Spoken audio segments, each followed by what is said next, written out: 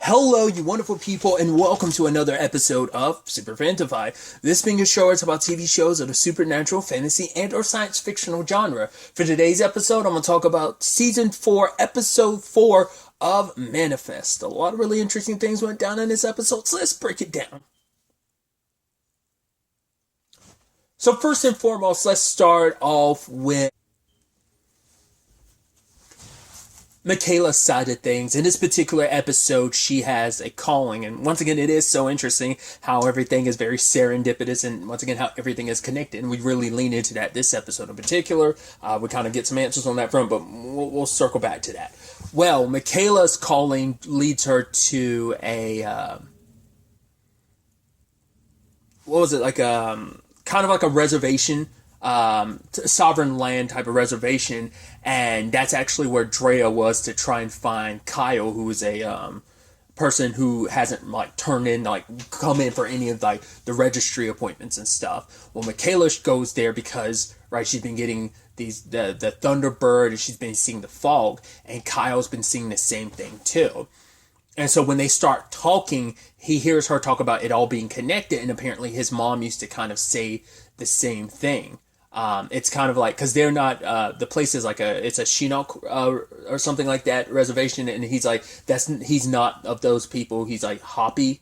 And so he's like, his mom was saying like their belief is this, is about everything kind of being connected. Basically, his mom got sick and she needed a transplant, but it was already too late. And now he can't go see his mom because if he goes to actually see her in the hospital, he's going to get in trouble. So Michaela's like, right, we're going to find a way around this. And as she was leaving, she was stopped by the fog and the memories of Evie's death.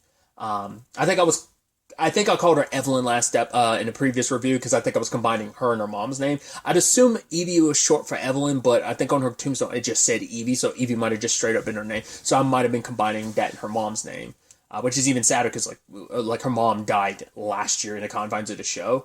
So, but obviously it's like the anniversary of Evie's death as well. So all of this is kind of hitting Michaela because he had talked about like, my mom taught me about like there being balance. So he's like, if you're here to help me, maybe I'm supposed to help you. And there's usually something everyone can kind of pull away from these situations with the callings. Like it is usually a dual help situation. Like you help someone and there's something you're supposed to pull away from it in some shape or form. And Michaela went back to Kyle's like, no, we can't wait because we don't know how long we have with our loved ones in this life. So we got to make that time count. So she ended up sneaking him with Zeke's help, sneaking him into the hospital so that he could see his mom. And she is dying, but at the very least, she can die at home. Because with Zeke's help, he's able to understand. It's like, your mom, she doesn't have any regrets. She loves you and she does not blame you, Because she couldn't say what she needed to say. The only word she could say was home. But that was after Zeke helped her say what she needed to say, what she was feeling that she couldn't verbally convey.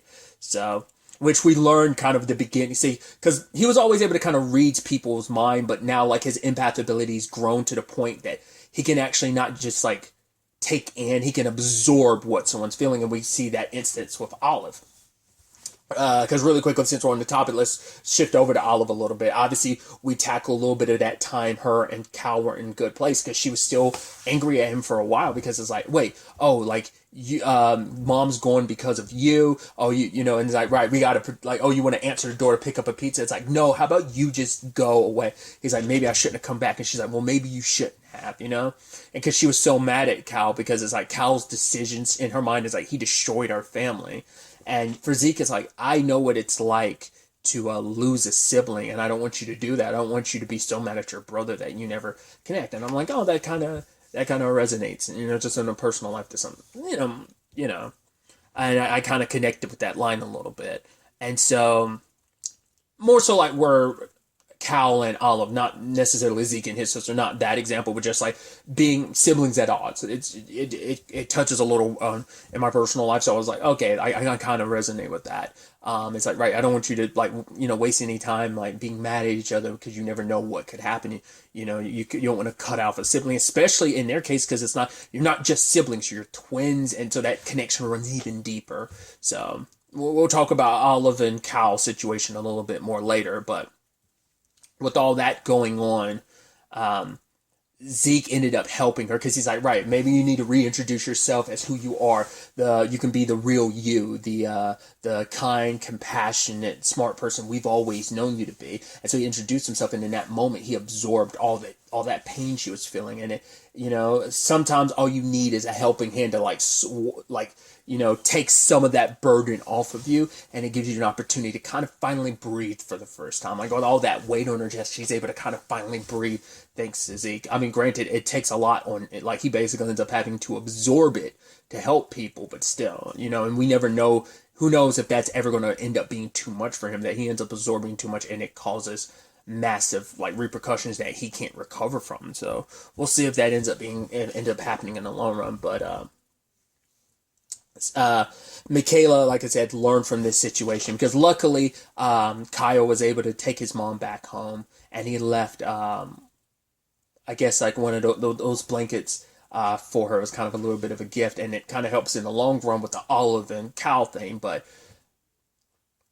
sitting there talking to Zeke, she kind of realized, this whole thing made her realize she thought she made peace with the Evie thing, but she didn't. And that maybe she thought the calling wasn't just to help out Kyle, it was the calling and kind of let her know that she hadn't let go. And she thought, maybe I do finally have to let go. But then Zeke tells her, well, you don't have to if you don't need to.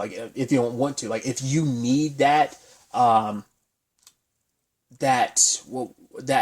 guilt, then you hold on to it. That no one can kind of tell you what to do with that guilt but you. You can use it. We could take that guilt and we can turn it into strength. Because he's like, I am someone who carries my guilt with I have plenty of things to be guilty about. He's like, I carry that guilt with me. It is a part of me, and I'm the one that gets to decide what to do with it. In the same thing in Michaela's case. So you hold on to that guilt and you shape it into whatever you need to, because in the long run, all of that is become a part of us, and we can find a way forward with it. It isn't just about letting it go. Sometimes you can take that guilt and you can carry it on with you and turn it into strength, So I thought that was kind of a beautiful sentiment, because it is always that complicated thing of knowing when to hold on to something and when to let go. Because in Michaela's case, she thought if she let go of that guilt, she'd be letting go of Evie. It's if I don't, I'll have no other connection to her other than this guilt. So if I get rid of it, if I let it go, it's I'm letting go of Evie. So there was, like I said, I'm not sure,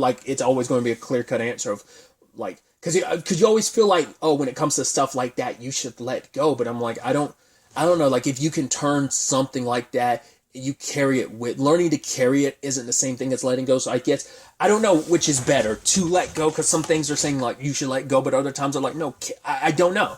I feel carrying it and learning to live with it is the better option, because if you can carry it with you, it gives you what you need to equip you with what you need if you ever find yourself in that situation again. I think you'll be more prepared, which is kind of sad, and you hope you're never in that hurtful situation again. But there's always going to be hurt in life in some shape or form, and it's just about being prepared and equipped to handle it when it comes your way. So I feel in the long run, this could help Michaela in the long run, not only with the Evie thing, but maybe any pain that she's going to be facing in the future, because life's kind of full of it, So I don't know, it kind of gets you thinking.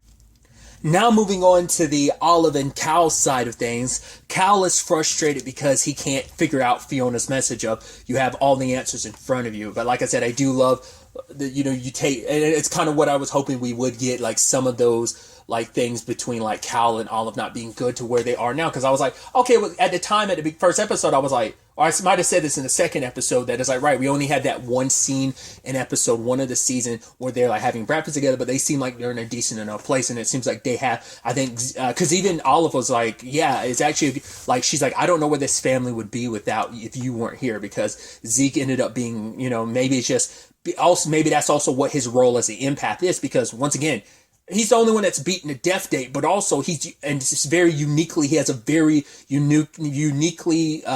ability, being an empath, in a situation where everything's so connected and it's about connectivity between people and helping them heal. And that's what he's kind of, that's what all of this ended up helping him in the long run do, is heal. And now he's able to use that power to help other people heal too. So it's very poetic that he would end up with this ability.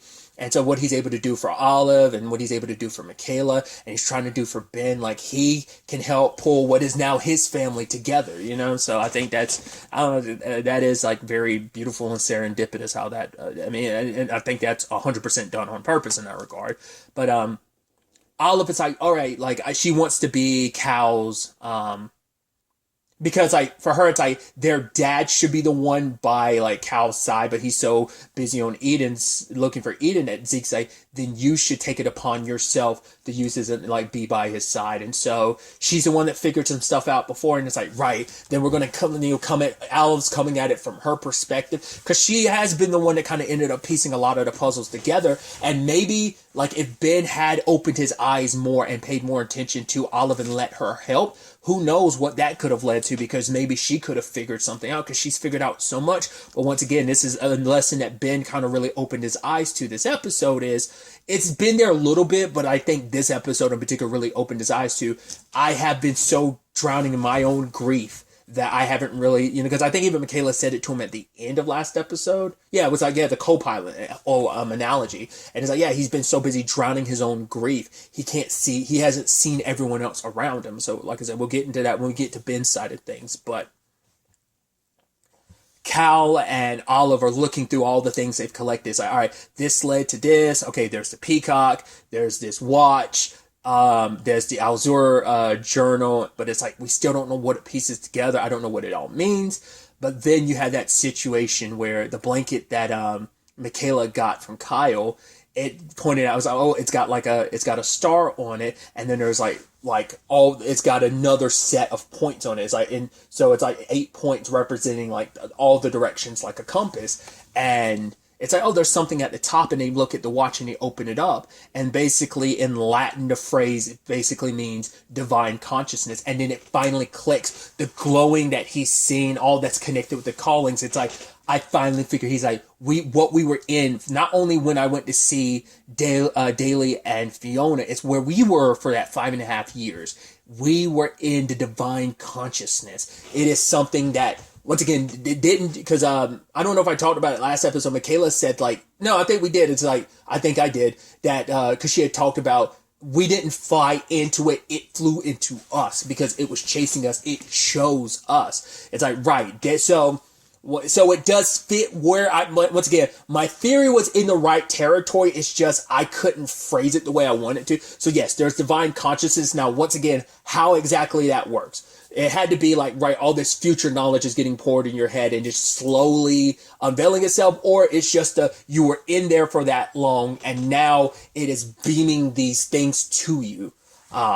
What the divine consciousness actually is, because obviously that was an angle to this, like, oh, is this like a supernatural thing? Is this a God thing? It seems like it's kind of a God thing, kind of a God phenomenon, like making it so that you were chosen, because this is about connecting all these people, because this might be we gotta save the world type of thing, like maybe on some hero stuff, but maybe there's something else coming that we're trying to save everyone from, or so because this might even tie into some of the stuff related to Ben in this episode, but they finally figured it out. And the fact is, they're the ones that figured it out, like these twins, because Olive has never been directly connected. Well, she's had the direct connection because of her family and everything. And so, but she has been a driving force in figuring this out, and it being her and Cal together that ended up piecing it all together. I think that's what matters at the center of all this, So, with Ben's side of things, obviously after Egan's message, he went to go see Egan, and he's trying to find out, okay, what do you want? It's like, of course, I want you to let me out, and if you're able to do that, I'll tell you where your daughter is. And he proves, like, hey, like, she draws spider stuff. He wants to say, like, oh, I got this information from a calling, and obviously, like, he's not telling the truth, because that, well, obviously he can't reference Adrian because that would tell you exactly what. So no. I will tell you what's going on. I need to give you enough bait to kind of get you on the line, so I could hook you. So Ben goes to Vance, which Vance is like, I haven't seen you in like a year. That the fact of the matter is, even though we've been through so much together, I'm busy over here still trying to save everyone with all the passengers in the lifeboat situation. You got so distracted. He's like, the fact is, because at first he's almost, because he goes into later on Zombie's app and he sees like, I think alcohol, and I guess Zombie had never been a drinker before, and he's like, wait, this is Zombie? So he's like, yeah. People changed in a lot of time. Like, you've been so preoccupied. And I think in a moment, Ben's almost like, wow, like, so much change. Like, he saw Sanvi, was it last episode or the episode before last? No, I think it was maybe last episode. He saw her, but he was so busy, he didn't care. Like, he's so preoccupied. And I think for the first, like I said, I think it's happened little by little, but this episode I think really drove home for him the fact is he's been so blinded by all the people around, all that's happened around, because Vance went in on Egan and talked about like, right, all you want to make, because Egan was so certain it's like all the evil malicious stuff that Vance had going on. Yes, there was other stuff at play here. That wasn't necessarily like Vance's call, but Vance has always been an ally since, obviously he seemed like an adversary, but he was an ally. He has been for a long time now, and he's always backed the passengers. And Egan just, once again, like, that's what pisses me off, because he's so egotistical, wants to be like, oh, he's the one doing this for other people. It's like, you're the most selfish prick of everyone, And you're like, there's almost like a mirror image to you and Adrian, because Adrian kind of like got swept up in wanting to feel special. And I think he does, like, it is that thing of like, well, you're so busy smelling your own shit, you're starting to believe it. But I think Adrian, at the very least, he's going down the wrong path, but I think he is trying to do the right thing. Egan always pretends like he's trying to do the right thing, when the only thing he cares about is himself. Like I think he uses the other passengers and like looking out for their well-being as just an excuse, because that's always been, like, once again, our first introduction to Egan was him just, yeah, he can be helpful, but as long as he can also benefit from it too, because it's kind of slimy weasel, and just like using like the leverage of, hey, I have your daughter, like, have your daughter, information about where your daughter is. Oh, you have to help me first. And even Vance was like, my son still has nightmares. He can't even fully go to sleep. My wife left me because she blamed me for what happened to my son. And even Ben was almost like, wait, Vance, I had no idea. Like, of course you didn't. You've never bothered to really check on anyone since Eden's kidnapping Grace's death. Like, Grace would want you to save Eden, sure, but there's so much at stake too, because she'd also want you to pay attention to the fact is that some of those deaths will also, like, your daughter is in the middle of all this, so is your son, and so is your sister, but you're so preoccupied that you're not willing to help anyone, So, and I think Grace would be sad in those moments too. Like, I'm doing this for Grace's sake. And it's like, yes, Grace would want you to save Eden, but she'd also want you to help other people too. She'd want you to do the right thing. So, he was ultimately going to walk away, but Egan was like, no, like, right. What did Vance say? He said, at the very least, one of you should be able to unite your family. So, you got to make that decision. Like, I'm the only one that's going to be able to tell you where to find your daughter. So he ended up having to give in, and Egan gives him the address. But I figured when he was kind of, I'll text you the address, I was like, he's not going to give Vance the right address, is it? Because he ends up, because we got a little peek at his calling where he picked up the piece of paper with the address and it burned him. And I'm assuming this has something, well, I don't think it just has to deal with the volcano. It ends up dealing with like kind of what Jarrett was looking into this episode. But he ultimately decides to go this alone, gets a burner phone, turns off his own phone after giving Vance the wrong address, because he knows something dangerous is going to happen, and he wants to protect Vance, because it's like, right, you've sacrificed enough for me and my family. I'm not going to allow you or anyone that I love or care about get mixed up in this. I will be the one to handle this, because I think he also wants to redeem himself, because it's like, I've pushed, like, everyone's been working so hard and I've pushed everyone away. Then, like, kind of feels like I have no right to drag anyone into this, ask for any more help, because even Vance called in his last government favors trying to make this happen, because he's so cut off from the government. It's like, this little thing that we're doing right now this is all I could scrounge together with like some funding I had in reserve from like special operations and stuff. So But how this ultimately ties into what I was talking about with Jared. Jared ended up investigating this guy being like, oh yeah, this particular 828er is buying up fertilizer. So she bought up a lot, and you're like, yeah. Because the moment you hear fertilizer, you're like, that, and a whole bunch of it like that, it is a little suspicious. And apparently, like, one of his coworkers, like someone who works for him was like, yeah, that person's an 828er. And it's an 828er that's had some trouble past. If she was not a troubled past person, you wouldn't worry about it as much. But it's someone that the group's run into before. Even Drea, when she's like, oh, I recognize this person. So she's buying up all of this fertilizer, and she's at Adrian's place. And so the question is, and most likely is, that Adrian kind of has no idea what's going on.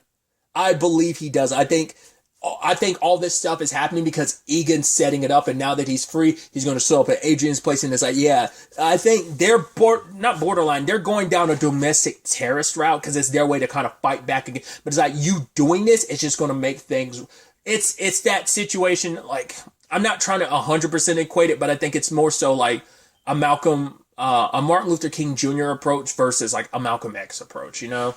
And I think they're just going to like, and in their particular case, they're going in a very extreme route. I could see them going a very domestic terrorist route, which is just going to make things harder on all the other passengers who aren't like involved. Like, you're going to make things already tough enough. You're going to make things worse for them. It's like you already made things worse last season, so you're just doubling down on it. But I don't think Adrian has any idea. I think this is all Egan's thing, and this lady worked with Egan, and I think she's just doing what Egan wants rather than Adrian. Or maybe Adrian is. Like, Adrian's always just been like I said, in the beginning he was a con artist, and he is trying to do better, and he believes the callings are evil and doesn't really, but there is good from it. But also some of the callings he's followed has kind of led, in his choice of words and decisions, once again, kind of led to the whole Angelina thing. So, so we'll have to wait and see. But Ben ultimately does go there and ends up getting knocked out. So we'll see how that plays out for him next episode.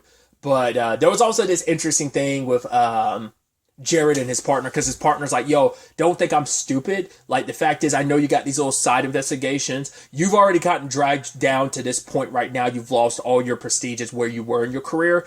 And, I'm not about to let you, because it's not just your job at risk, it's mine too, because we're partners. So, but it's like, I don't know if he'll bring his partner Diaz into the fold about everything, but he's going to be a lot more conscious of like, right, it is going to be more than just me affected if I get caught. So, but I don't think that's going to stop him from doing what he's doing, but especially when it gives him such a good lead like it did. So Ben's going at it alone for now, but eventually Drea and I'm sure Jared are going to meet up with him there. So unknowingly, but it's like, once again, it's interesting how the Jared and them found their way, are going to find their way there just when you ended up finding your way there as well. So it's definitely going to be really interesting to see where the next episode takes us with all of this. But really, that's all I'm going to talk about. Till the next time we meet, be happy, be safe, live life to the fullest, and enjoy it. Good day, and goodbye.